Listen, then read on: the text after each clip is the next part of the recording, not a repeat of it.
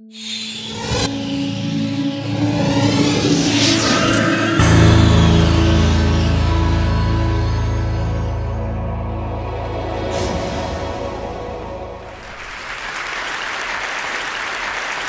world is changing with really remarkable speed.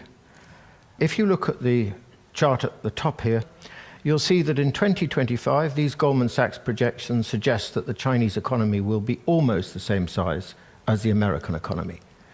And if you look at the chart for 2050, it's projected that the Chinese economy will be twice the size of the American economy, and the Indian economy will be almost the same size as the American economy. And we should bear in mind here that these projections were drawn up before the Western financial crisis. A couple of weeks ago, I was looking at the latest projection by BNP Paribas for when China will have a larger economy than the United States. Goldman Sachs projected 2027. The post-crisis projection is 2020. That's just a decade away. China is going to change the world in two fundamental respects. First of all, it's a huge developing country with a population of 1.3 billion people, which has been growing for over 30 years at around 10% a year. And within a decade, it will have the largest economy in the world. Never before, in the modern era, has the largest economy in the world been that of a developing country rather than a developed country. Secondly, for the first time in the modern era, the dominant country in the world, which I think is what China will become, will be not from the West and from very, very different civilizational roots. Now, I know it's a widespread assumption in the West that as countries modernize, they also westernize. This is an illusion. It's an assumption that modernity is a product simply of competition, markets, and technology. It is not. It is also shaped equally by history and culture. China is not like the West, and it will not become like the West. It will remain in very fundamental respects very different. Now, the big question here is obviously, well, how do we make sense of China? How do we try and understand what China is? And the problem we have in the West at the moment, by and large, is that the conventional approach is that we understand it really in Western terms using Western ideas. We can't. Now, I want to offer you 3 building blocks for trying to understand what China is like, just as a beginning. The first is this, that China is not really a nation state. Okay, it's called itself a nation state for the last 100 years. But anyone knows anything about China knows it's a lot older than this. This was what China looked with the victory of the Qin dynasty in 221 BC at the end of the Warring State period, the birth of modern China. And you can see it against the boundaries of modern China. Or immediately afterwards, the Han dynasty, still 2,000 years ago, and you can see already it occupies most of what we now know as Eastern China, which is where the vast majority of Chinese lived then and lived now. Now, what is extraordinary about this is what gives China its sense of being China? What gives the Chinese the sense of what it is to be Chinese comes not from the last 100 years, not from the nation-state period, which is what happened in the West, but from the period, if you like, of the civilization state. I'm thinking here, for example, of customs like ancestral worship, of a very distinctive notion of the state, likewise a very distinctive notion of the family, social relationships like Guanxi, Confucian values, and so on. These are all things that come from the period of the civilization state. In other words, China, unlike the Western states and like most countries in the world, is shaped by its sense of civilization, its existence as a civilization state, rather than as a nation state. And there's one other thing to add to this, and that is this. Of course, we know China's big, huge, demographically and geographically, with a population of 1.3 billion people. What we often don't really are aware of is the fact that China is extremely diverse. and very pluralistic, and in many ways very decentralized. You can't run a place on this scale simply from Beijing, even though we think this to be the case. It's never been the case. So this is China, a civilization state rather than a nation state. Well, what does it mean? Well, I think it has all sorts of profound implications. I'll give you two quick ones. The first is that the most important political value for the Chinese is unity, is the maintenance of Chinese civilization. 2,000 years ago, Europe broke down the fragmentation of the Holy Roman Empire. It divided, and it's remained divided ever since. China, over the same time period, went in exactly the opposite direction, very painfully holding this huge civilization state together. The second is maybe more prosaic, which is Hong Kong. Do you remember the handover of Hong Kong by Britain to China in 1997? You may remember what the Chinese constitutional proposition was. One country, two systems. And I'll lay a wager that barely anyone in the West believed them. Window dressing. When China gets its hands on Hong Kong, that won't be the case. 13 years on, the political and legal system in Hong Kong is as different now as it was in 1997. We were wrong. Why we were wrong? We were wrong because we thought, naturally enough, in nation-state ways. Think of German unification, 1990. What happened? Well, basically the East was swallowed by the West. One nation, one system. That is the nation-state mentality. But you can't run a country like China, a civilization state, on the basis of one civilization, one system. It doesn't work. So actually the response of China to the question of Hong Kong, as it will be to the question of Taiwan, was a natural response. One civilization, many systems. Let me offer you another building block to try and understand China, maybe not such a comfortable one. The Chinese have a very, very different conception of race to most other countries. Do you know, of the 1.3 billion Chinese, over 90% of them think they belong to the same race, the Han. Now, this is completely different from the other world's most populous countries. India, the United States, Indonesia, Brazil. All of them are multiracial. The Chinese don't feel like that. China is only multiracial, really, at the margins. So the question is why? Well, the reason, I think, essentially is, again, back to the civilization state. Very, very, a history of at least 2,000 years. A history of conquest, occupation, absorption, assimilation, and so on, led to the process by which, over time, this notion of the Han emerged, of course, nurtured by a growing and very powerful sense of cultural identity. Now, the great advantage of this historical experience has been that without the Han, China could never have held together. The Han identity has been the cement which has held this country together. The great disadvantage of it is that the Han have a very weak conception of cultural difference. They really believe in their own superiority, and they are disrespectful of those who are not, hence their attitude, for example, to the Uyghurs and to the Tibetans. Or let me give you my third building block, the Chinese state. Now, the relationship between the state and society in China is very different from that in the West. Now, we in the West overwhelmingly seem to think these days, at least, that the authority and legitimacy of the state is a function of democracy.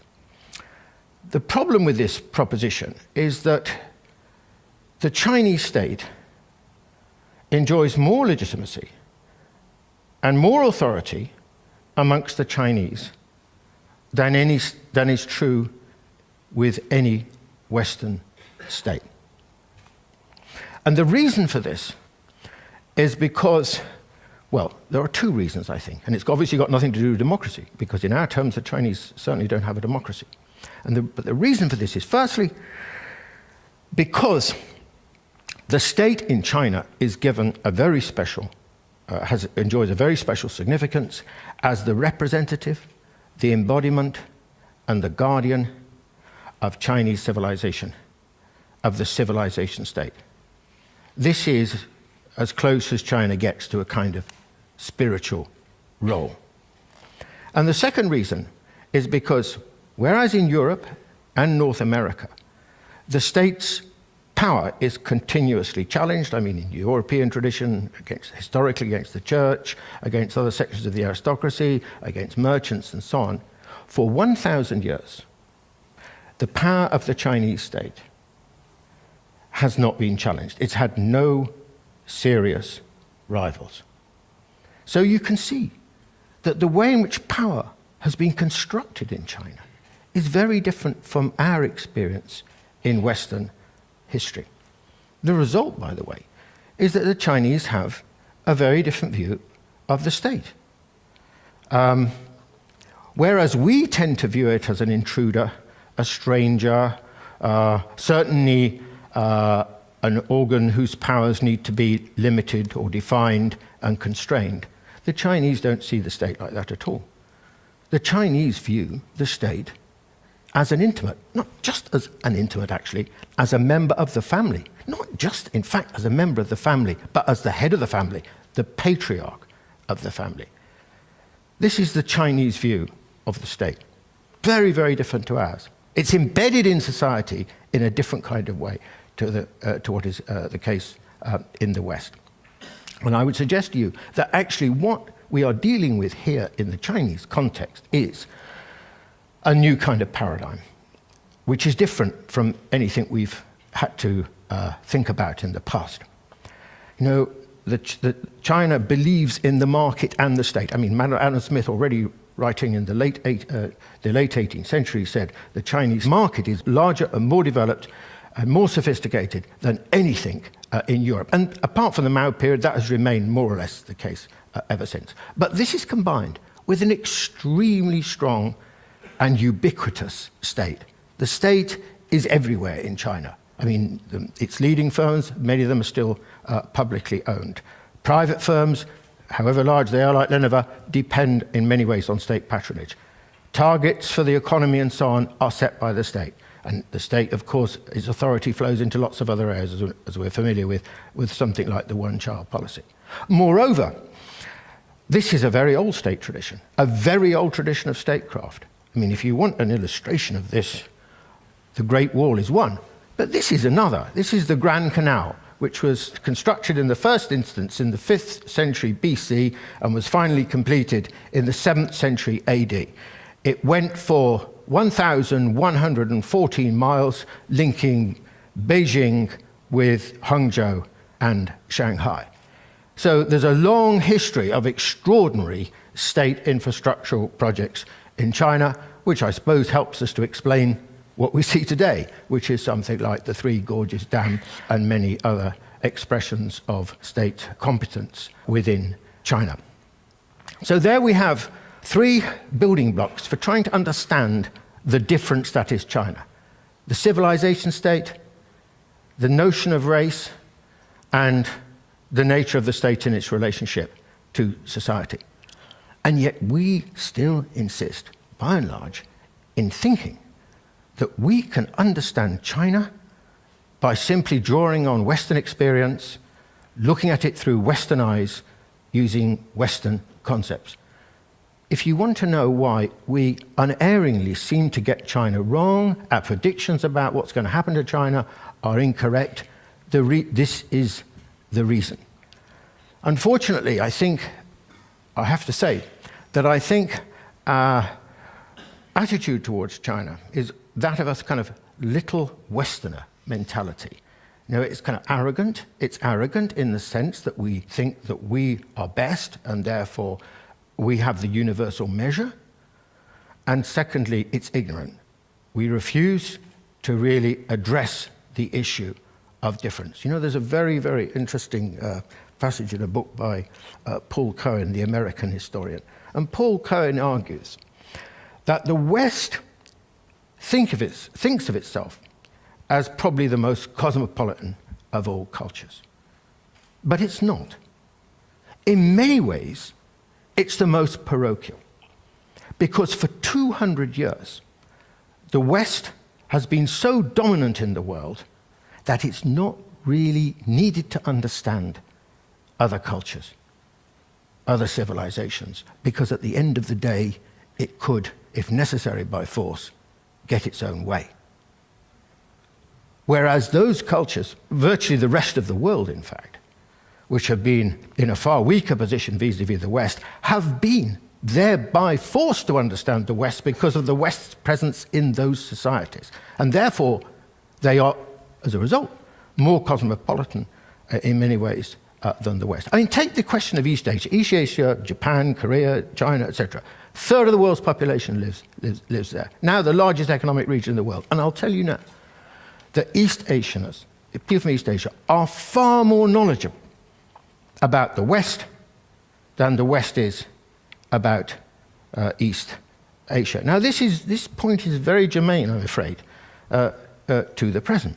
Because what's happening, back to that chart at the beginning, the Goldman Sachs chart, what is happening is that very rapidly, in historical terms, the world is being driven and shaped, not by the old developed countries, but by the developing world. I mean, we've seen this in terms of the G20 usurping very rapidly the position of the G7 or the G8. And there are two consequences of this. First, the West is rapidly losing its influence in the world. There was a dramatic illustration of this, actually, a year ago, Copenhagen, climate change conference. Europe was not at the final negotiating table. When did that last happen? I would wager it was probably about 200 years ago. And that is what is going to happen in the future. And the second implication is that the world will inevitably, as a consequence, become increasingly unfamiliar to us, because it will be shaped by cultures and experiences and histories that we are not really familiar with or conversant with. And alas, I'm afraid, take Europe, America is slightly different, but Europeans, by and large, I have to say, are ignorant, are unaware about the way the world is changing. Some people, I've got a friend, an English friend in China, and he said, the continent is sleepwalking into oblivion. Well, maybe that's true, maybe that's an exaggeration. But there's another problem which goes along with this lack of this, that Europe is increasingly out of touch with the world, and that is a sort of a loss of a sense of the future. I mean, Europe was once, of course, commanded the future in its confident, take the 19th century, for example. But this, alas, is no longer true. If you want to feel the future, if you want to taste the future, try China, as old Confucius. This is a railway station, the like of which you've never seen before.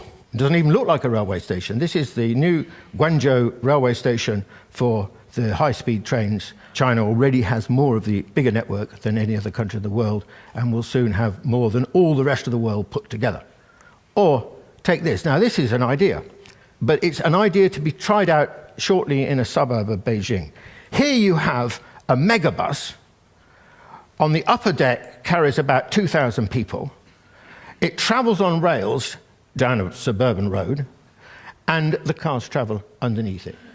And it does speeds of up to about 100 miles an hour. Now, this is the way things are going to move, because China has a very specific problem, which is different from Europe and different to the United States. China has huge numbers of people and no space. So this is a solution to a situation where China is going to have many, many, many cities, over 20 million people. Okay, so how would I like to finish? Well, what should our attitude be towards this world that we see very rapidly developing before us? I think there'll be good things about it, and there'll be bad things about it. But I want to argue, above all, a big picture positive for this world. You know, for 200 years, the world was essentially governed by a fragment of the human population. That's what Europe and North America represented. The arrival of countries like China and India, between them 38% of the world's population, and others like Indonesia and Brazil and so on, represents the most important single act of democratization in the last 200 years. Civilizations and cultures which have been ignored, which had no voice, which were not listened to, which were not known about, will have a different sort of representation in this world. As humanists, we must welcome, surely, this transformation. And we will have to learn about these civilizations. This big ship here was the one sailed in by Jacques in the early 15th century on his great voyages around the South China Sea, the East China Sea, and across the Indian Ocean to East Africa. The little boat in front of it was the one in which 80 years later Christopher Columbus crossed the Atlantic. Or, look carefully at this silk scroll made by Zhuzhou in 1368. I think they're playing golf. Christ, the Chinese even invented golf. Welcome to the future. Thank you.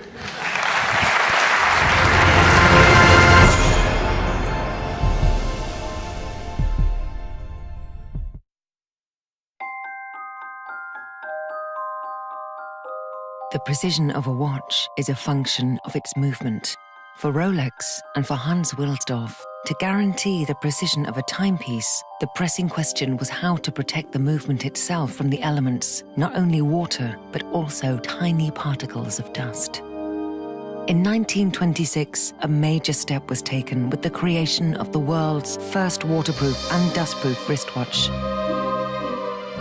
The Rolex Oyster was born. Over the years, subtle changes in the design continue to improve the Oyster, adding more comfort while keeping the style contemporary.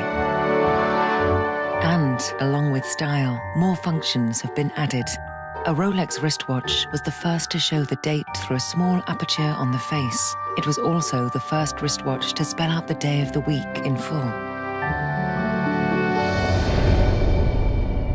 In the early 1950s, Rolex developed professional watches whose functions went far beyond telling the time.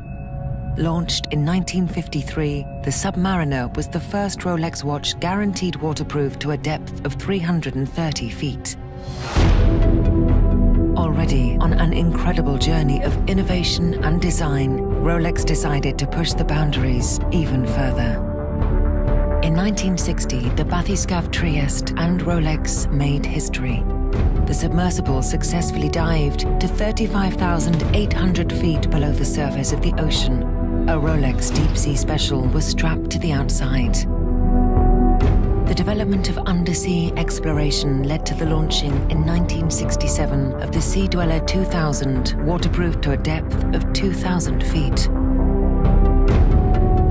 In 2008, the Submariner in gold is redesigned and the case features a new unidirectional rotatable bezel with a Cerachrom disc.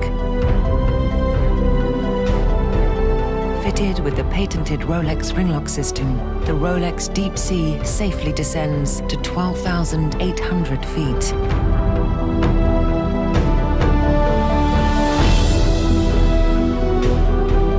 Rolex has incorporated countless hours and more than a century of experience, years of research, innovation, and development into every one of its models. And the benefits arising from this work, including waterproofness, precision, and durability, are the result of Rolex's continuous pursuit of perfection. From the most elegant and prestigious models to the professional timepieces, all are exquisitely crafted. Piece by piece, we design and manufacture every single watch. And the story continues.